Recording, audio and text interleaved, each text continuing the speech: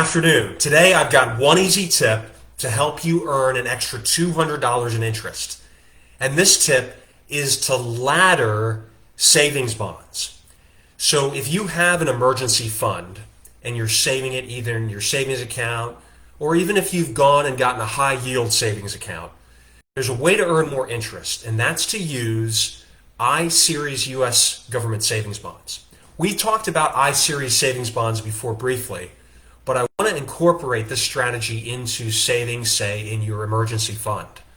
So if you have an emergency fund, what I would recommend you do is, if you haven't already done this, consider using these government savings bonds. Right now they're paying more than 7% annually in interest. That's a lot more than even really the highest interest rates in a lot of these high yield savings accounts. So let's say you had $10,000 in an emergency fund. If you take $1,000 each month and you move it from your high yield savings account, which might be paying you 1%, to a U.S. government savings bond, an I-Series savings bond, you do that each month, over the course of the year, you're still going to have access to most of your money most of the time. So by the time we get to the end of the year, that money will start becoming accessible again. After you've held money in I-Series bonds for a year, you can get them back. Now, you have to pay 3 months interest penalty, but you're still going to get a great deal as far as an interest rate. You're still going to get equivalent of 5% interest if you have to get access to the money right away.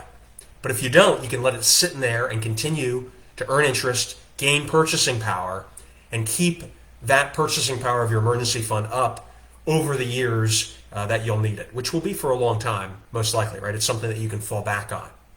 If you have questions about this, please post a question or comment here, because it may not necessarily be intuitive how to do that. Remember, you're laddering it.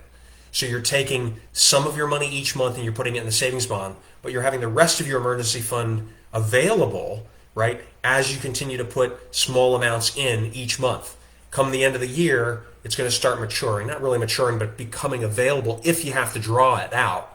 And so all that money isn't going to be locked up or not earning you very good interest, for the entire time that you hold it. Like I said, please post a question or comment. Send me a private message if you want to talk about it privately. I always enjoy reading your comments. And until next time, I wish you unlimited success.